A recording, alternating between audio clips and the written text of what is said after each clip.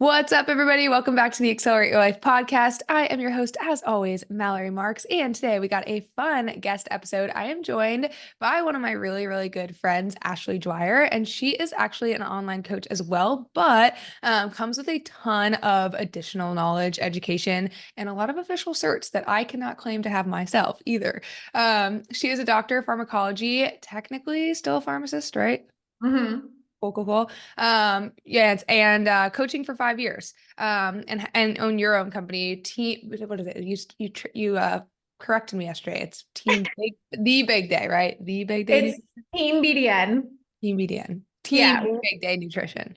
Yeah. We used to be the Big Day Nutrition. And then because we used to work with brides, and then I totally shortened that to just Team Ah, BDN and got rid of the big day I and see. rebranded. Yeah. I Yeah. see. Okay, yes, the big day. That's cute. I like that. But I mean, hey, every day can still be a big day, even if it's not, Yeah. your wedding. But yeah, I am excited for this episode because we are going to be chatting all things Ozempic and Right. semaglutide. It's the same thing, right? It's just like hmm the which one? Generic versus brand name. Okay, that always confuses me. But we'll be talking all things that because it's super just like hot and trendy in the diet world right now. And I will be the first to admit it is not my area of expertise. So I'm excited to kind of get to learn more from you about that. But before we dive into that, I ask a question to all of my guests to Oh, kick great. off the show. It's super wholesome. It's super easy. So I kind of wish now I would have picked a more fun question, but it's just wholesome. What is one thing that you love about life right now?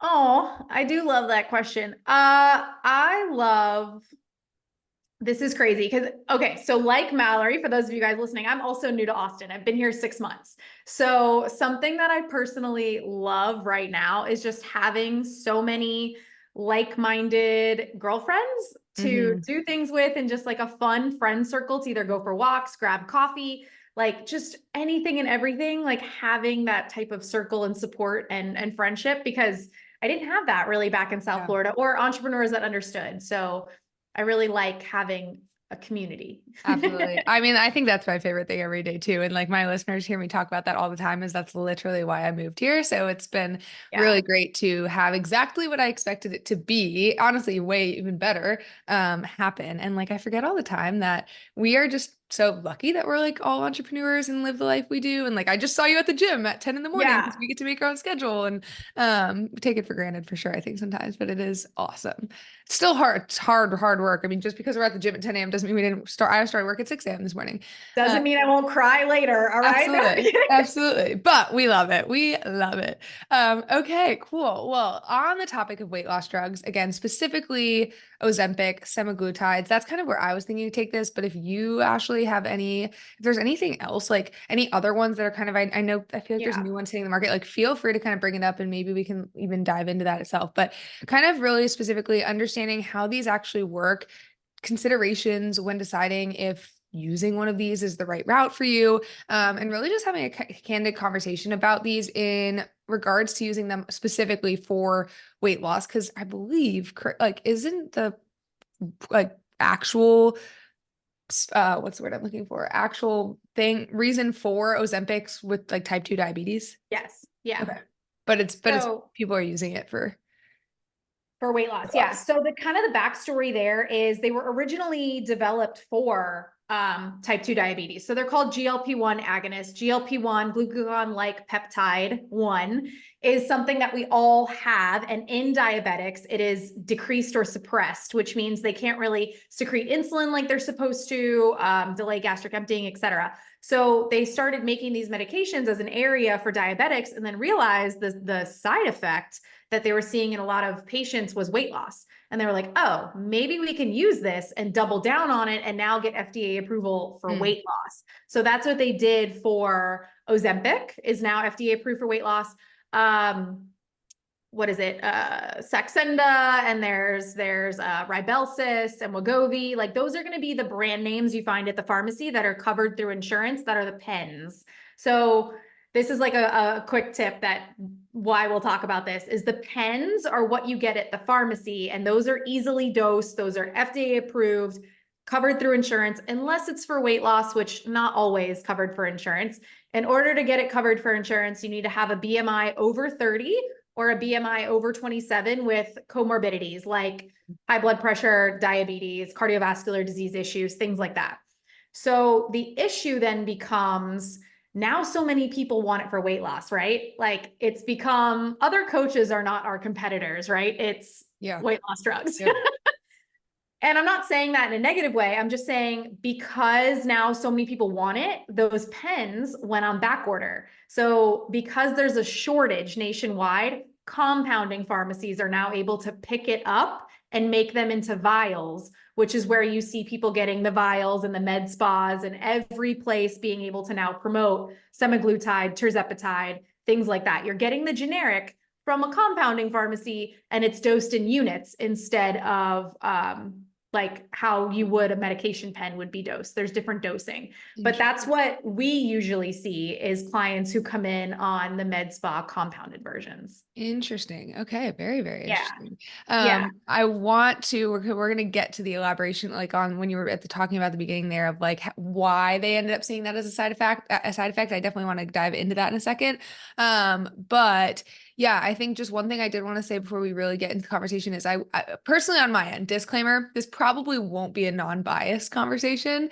I'm not sure your take, Ashley, but personally, I will say it may in parts of this conversation seem like I'm against them. I actually want to say I'm not against them 100%, but I personally believe that you need to kind of earn the right to work with them. I think keyword work with them, and not have them work for you. Because what I've seen with a lot of clients that come in is I really think there's two scenarios. Number one, they use this as the reason that they're going to end up losing weight. They don't work alongside it and develop any of the habits that actually are going to keep them in that spot. Then of course they come off later on and they gain the weight back. Because in reality, you got to the point you were with some not great habits, right? But then I do think, and I think this is a small portion of people, and I think many may think they're this and they're not, but I do think that there's people that need a little bit of a jump start and help with their weight loss journey. And if they start to see that momentum, they're going to be more encouraged to then build those habits and kind of put in the work to then keep it off. And sometimes that,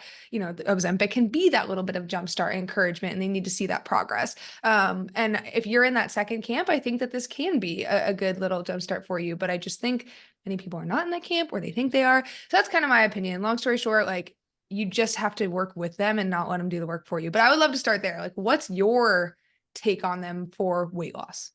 Yeah, I've done so many posts on this, and I will say I am pro-choice. Do what you want to do for your body, but know all the information before you decide, right? Definitely. And so where I see the issue happening right now is, yes, there are a subset of people where this medication is absolutely necessary and will absolutely work. And I'm going to compare it to gastric bypass. That will absolutely work for a handful of clients. The issue that I also see, because we work with post-gastric bypass clients, is that if they still do not change their lifestyle, they will gain all the weight back that they lost with gastric bypass. And that's what we'll also see with Ozempic. So I don't love it for vanity weight loss. If you are just trying to lose like 15 to 20 pounds, no, it's not for you. Like, there's too many side effects, and we'll get into that later. If you're just trying to, even like the jump start, like I think there's just so many safer ways we can jump start. I think when we get into like how it works, we'll see like why it might be great for some people who have like more of an addictive personality to food, right? But I think there is a subset, but then for the majority that are going for it for a quick fix, and that's the thing that nobody likes to hear, is like, it's not a quick fix. And I go, I know, it's actually supposed to be a lifelong medication. But many of these people don't want to take it for life. So if you're one of these people who are like, I just want to jump on it, get a head start, and then I'll worry about the rest later, I'm going to tell you it's like every other fad diet you've done, because that's not how we're going to do it. That's not how it's going to work. So, I do want to speak to a specific audience today. For those of you who it's absolutely necessary for, like, you'll get a lot out of this episode too. But this is going to be for the ones who are like, oh, maybe this is my savior. It's not. Yeah. Yeah. And that's something I'll say as far as my listeners, of the people who I assume are listening mostly to this podcast, fall into that later camp. Most of them do not need it, or don't necessarily not even need the medication, but aren't needing to lose a considerable amount of weight for like life or death purposes. It's a lot of that vanity aspect, right? Yes. So man, there's so many routes I kind of want to go, but I need to pace myself. I do think that the first thing we probably should cover is how does this work on a like forward, give us the, you mentioned that the side effect we see when they were giving it for type 2 diabetes was weight loss. Why is that? Like, what's the for dummies version? So in layman's terms, how it works is it increases insulin secretion. So that's a good thing, especially for type 2 diabetic and we don't really have the beta cells to do the insulin. It will delay gastric emptying. So kind of what fiber does naturally, it takes a longer time to digest food, so you will feel more full, right? Mm-hmm. So that's another big thing that it does. And then it shuts off, it's an appetite suppressant. So it shuts off the need to want to consume food too. So just in those three big ways, it also prevents glucagon secretion. So you're not like putting as much glucose into the blood system. So of course, that's not going to require as much insulin secretion. We're not going to have as high of fasting glucose, which is exactly what we want if we're diabetic, right? We don't want that. So it just increases insulin sensitivity, makes things work a little bit better, and it shuts off the food noise and the cravings and makes us feel full longer. So that's how it works with weight loss. It is a medically induced calorie deficit. Mm-hmm. What is the difference between this and like a just, your appetite suppressants that have been around forever? Because I feel like there was a craze there maybe a decade or so ago. We've kind of feel like we've gotten away from that, but this has popped up again. Is there a difference? Yeah. So I haven't been a pharmacist. I want to reiterate, like I got out of pharmacy November 2020, but even back then we still dispensed a lot of phentermine, which is an appetite suppressant weight loss medication. Yep. That more works to like speed up heart rate and kind of speed up metabolism ish, but also suppress your appetite. So it helps you eat less, but there's a lot of heart side effects with that too, right? And high blood pressure side effects. So now this one is different because it works on a different part of the body. So like GLP-1, and it helps with hormones and it helps with insulin secretion, whereas the other ones don't. So a lot of the times what we find is that most overweight individuals have insulin resistance. That's not why they're overweight. They have the insulin resistance because they've been eating in a surplus and they're overweight. So now if we correct that, it helps us kind of mitigate calories a little better. So this is why this one is like the wonder drug that is working super well. Okay. And speaking of phentermine, because this will kind of bring me to my next thing, that I did when I first came on the scene with coaching, had a handful of clients who had that in their background, and man, did it mess them up. Yeah. Like we could not lose weight on, I mean, I wasn't putting them on this, but they had prior to coming to me been at 800 calories and couldn't lose weight anymore. Like their metabolism was completely destroyed. So with Ozempic, and I feel like when did Ozempic come on the scene really? I feel like it's been a year, well, 2 years. These GLP-1s have been out since 2005. Okay. But it got really popular, within like the last couple years. Okay. So truly, I mean, I don't know if we're seeing even really the long-term effect yet, because people are still in the new stages of it, right? But I'm sure you can take an educated guess from all of your knowledge with it. We saw phentermine really be awful in a lot of ways. When people are coming off, I mean, well, to start, my brain. You're jumping. I'm jumping. People do eventually come off of Ozempic, correct? That's most people's game plan. To be honest, if you're taking it for obesity and you're in the camp of actually needing it, no, it is a lifelong medication. But with these people who are taking it more from the short-term vanity perspective, yes, they're going to try and get off of it. Right. Okay. So what happens when that occurs? So I've actually this is funny because I've made several TikToks about where like my concern is for this type of issue, and we're seeing it already. Is first of all, I want to go over some of the really big side effects of it, because this will be like what should dissuade you from taking it. And I know a lot of people think like, oh, but I'm going to be the exception to the rule. It's not going to happen to me. No, no. There are extreme digestive issues like nausea, vomiting, constipation because of the slow, delayed gastric emptying, right? So if food is sitting in your stomach for longer, you're going to probably be constipated. You're not eating enough food to push that along. Even in clients we see that are on calorie deficits, they're often constipated because they're not eating enough, right? And then you have like, it's only been out, what did we just say? Like really popular in the last 3 or 4 years, right? And you're already having lawyers create lawsuits of like, if you suffered gastroparesis, which is Yeah. literally non-modal gut, like that is a hospitalization. You could die from Yeah. gastroparesis. Your gut just doesn't Yeah. function anymore, Mhm. right? So these are huge side effects that are happening along with possible pancreatitis, which we only get one pancreas. It's not like we can live without it and mess that up.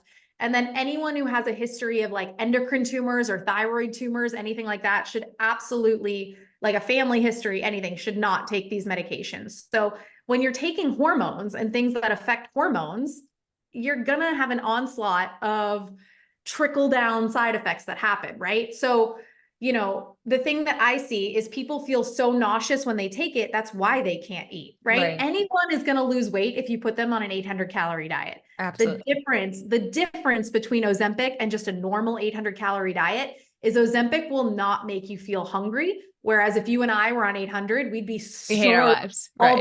day. Right. Right. Okay. That all makes a lot of sense. And I think like one thing to note too is when we were talking about the habits and how if you're not working on the lifestyle factors alongside of it earlier, you're going to have a big issue. I mean, obviously too, I would assume that a lot of these people who are, yeah, their appetite suppressed, but you're still going to eat. A lot of the choices they're making within that probably aren't the best. And now of these 800 calories you are eating, the shots on goal you don't have as much and you're probably making poor choices within it. So you're not getting the nutrients you need, you're not getting the fiber, and you see a lot of those Yeah. downstream issues. Yeah. a lot Um, of a lot of people will be like, well, I can eat anything now because I'm not eating a mhm. lot. I'm still eating weight or losing weight. So they will. But another thing that we see is muscle loss because Yeah, again, extreme calorie deficit. And you'll get the people online and the doctors will be like, well, just eat high protein and work out and it'll preserve your muscle mass. And I'm like, sir, this is my bone to pick. If you're eating high protein and you are working out weights, you probably don't need right. Ozempic. Right. You're talking to the wrong people. Like you're talking to the people who aren't going to listen to it. Right. So those are kind of the lifestyle habits you will need to develop while Yeah, on it.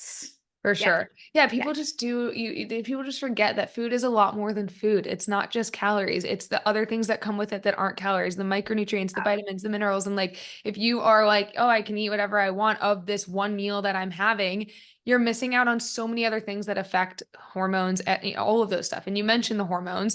Yeah. One thing that I thought of when you were saying that, well, I'm curious, why do you say that if you have any history of endocrine and thyroid issues, you should avoid this? What's No, the it's literally like on the package label. okay? Like it's literally What's the like why in terms of what does it because affect? it can cause thyroid cancer if you have a history Okay. of it, or it can cause like endocrine tumors and things like Okay. that if you already have a genetic predisposition to it. Because I was going to assume my thought process of like why that connection makes sense, or just even if you don't have that history, like something that I was thinking when you were talking about that is if you're having these extreme digestive issues, you're not excreting, you're like, Estrogen. yeah, that's what I was going to go to is the estrogen dominance that you're going to have, right? And I mean, maybe for a second, this is kind of getting a little off topic, but like if you want to talk about why, like how that happens and why you should care about that and think about like that, how this is going to affect your hormones in that regard. So I will say I don't think there's enough long-term data yet to like talk about how it's affecting people downstream. I will say one of the things that we are seeing already with a lot of clients being on it and on it for a while is I mean, you've already seen, like, have you heard of Ozempic face? Mm-hmm. Okay. So like women getting fillers in their face because you lose so much weight so fast and you can't choose where it's coming from. So you'll lose it from your face and you'll look Mm, it's aging you really quickly. mm. We're seeing hair loss and hair shedding because nutrient deficiencies, low calorie diets for a while, and it's likely messing up your hormones depending on how much you're eating and what's going on. So we're seeing a lot of that because I've already seen TikToks of like, girlies, if your hair's shedding on Ozempic, use this oil. And I'm like, or just get out of the calorie deficit. Yeah. That will work way better. And then as far as the hormones are concerned, I think it's actually helping some women.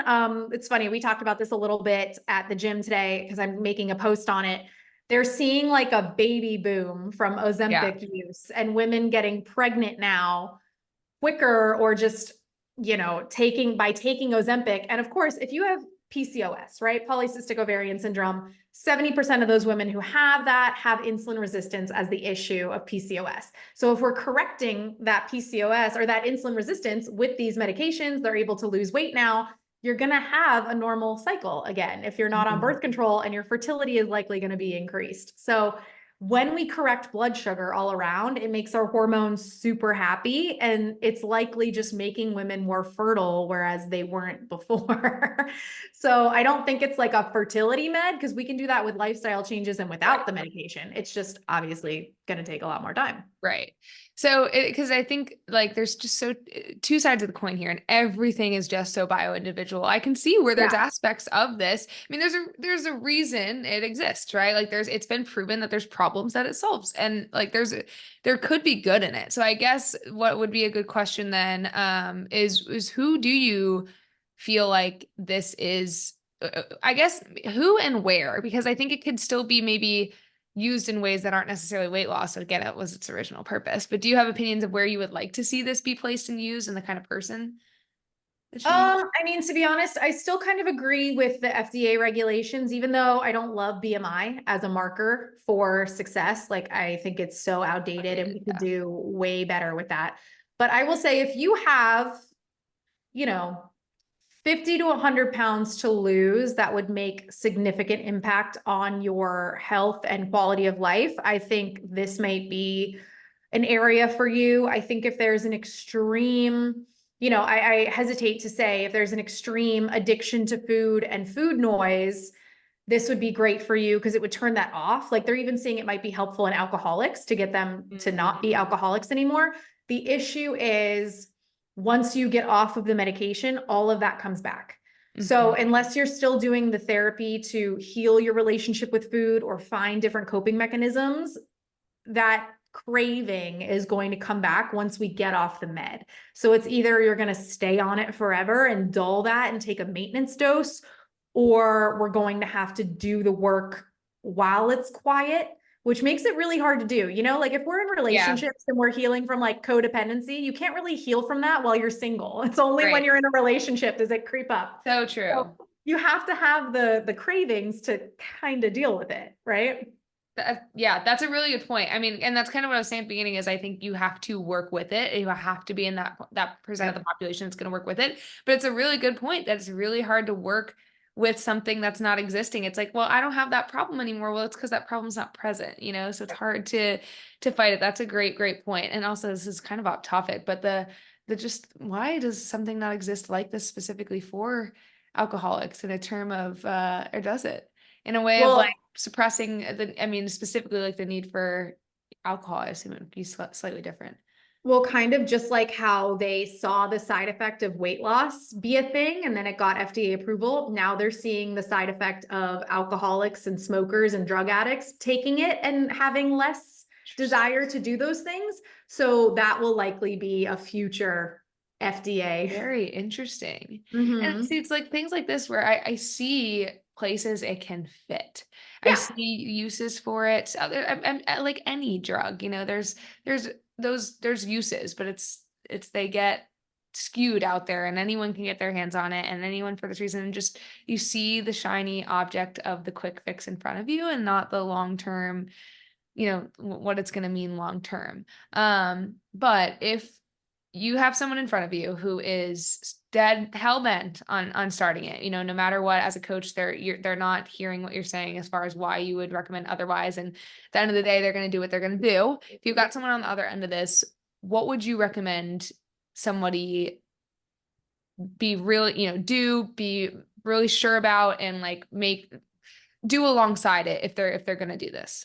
Yeah, so I would definitely try lifestyle factors first, obviously. And if nothing works and we're not seeing any progress after a significant time, and they want to try the Ozempic or semaglutide or things like that, I would have them go through a place where they can actually see a doctor first. You'll see a lot of ads and a lot of clinics advertise like, no blood work necessary, no doctor visit necessary. That is the scariest thing you could do for this type of medication. Like, please go under a physician and please get blood work done, because you could drive yourself into hypoglycemia, you could pass out, you could do all the things, and it would not be a fun time, right? So please go under the care of a physician if you are thinking of doing this at all. A health coach is not a physician. Even if like I'm a pharmacist and your health coach, I'm not your doctor. So no, no. And then to do alongside it is actually going to be, you know, I say aside because we even know as coaching, like it's going to be changing your diet to more high protein and nutrient dense foods and more whole foods. It's going to be prioritizing strength training 3 to 4 times a week and getting in steps. It's still going to be those basic things that we need to somehow work into your lifestyle. But I think the biggest thing that we're going to need to work on is the mindset during it, because most people have an issue with either obesity and food because they use it as a coping mechanism. So we need to find different coping mechanisms. So working on that either with a therapist, because that's not our scope of practice, depending on how deep it is, or finding different habits that we can incorporate where we're doing different coping mechanisms. That will be a lifestyle change after the fact that you can keep up with. Not numbing or draining it with alcohol, right? Like none of that. And then, one of the things, I don't want to jump off topic, but the mindset stuff is something I actually worry about when I see women coming off of Ozempic. Elaborate on that. Like, for example, there's this girl that I follow on TikTok, and I won't shout her out because we've already gotten into it a little bit. I love it. She doesn't like when I stitch her videos, but she's giving me like the ample opportunity of like, this is what I was talking about. So for example, she is someone who needed to lose like 30 pounds on it. She took it. And now she's in such a mindset of, I can't eat this food anymore or else I'll gain weight. Yep. So now you're almost in an orthorexia over obsession of food. So it's almost like it's giving her an eating disorder that she doesn't realize.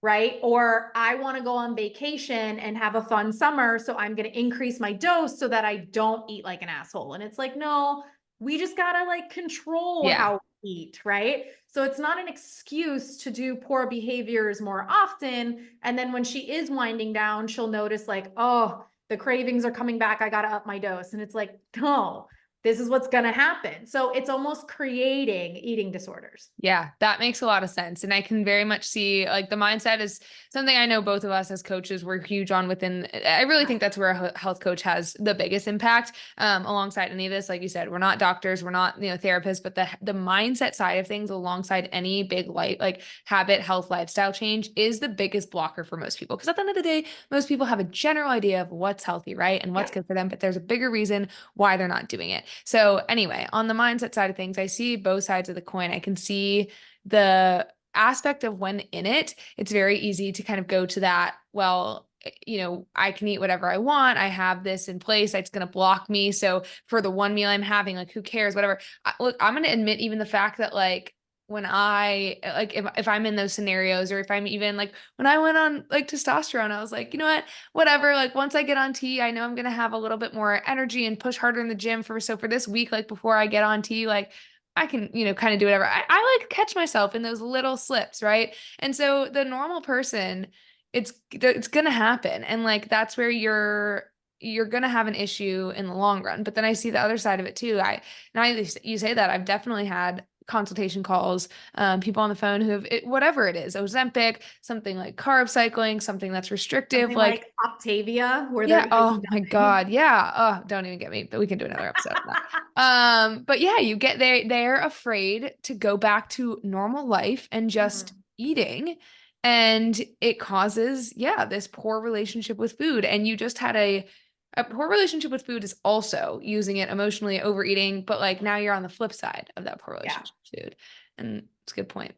I think something scary for me that I saw on one of these things was someone saying like, oh, I'm going back up to my maintenance calories, which were like 1400. And I was like, girlfriend, that's not your maintenance. That's like the BMR, the in-body spit out. Yeah. That's not your maintenance. So what scared me and was the giant red flag for me is like, you've been eating under that, right? And now you're going back up that you think is maintenance. It's like, no, your poor hormones. Yeah. Your poor hormones. Yeah, absolutely. And I think like one thing we can just kind of end on, and I've said this before, and it's just the reality with like anything that is really helping you get there with ease, like there's so much more to it that you're missing out on if you go that route. And like what I mean is, yeah, if you eat in a calorie deficit, you're going to lose weight, like point blank. This just helps you be in that calorie deficit easier, like you said earlier. But you can still do these things and like do it through normal, healthy lifestyle changes. It's just going to be harder. But the thing with doing it the hard way is there's a lot of other benefits that come with that, like discipline, like proving to yourself you can do something, like building good habits. And you miss all of those things that make you just a better human overall when you take the easy route. So that's kind of the hill I always die on is like there's a lot of pros to doing it like the right and longer way, even if it's a little bit harder. There definitely is. And I do want to say for people listening, we're not just like, I'm not just throwing out the fact that like you'll gain the weight back when you stop taking it just because we feel like it. Like there are literally trials that are shown that people gain at least 2/3 of the weight back when they stop taking the meds, right? And you might be sitting there thinking, but I still lost a third. But we could do that so much easier Yeah. without the detriments to our health. And what I see happening, Mallory, and I'm sure you can relate to this too, and like you might see it in your clientele. What I see happening is, yeah, in the short term, maybe we're getting like a fertility boom, right? Because hormones are finally coming back into play. But as someone who works with women predominantly on metabolism and hormones, what's going to happen if women continue eating this way, which is what we see with gastric bypass, where you can only eat 900 calories a day, right?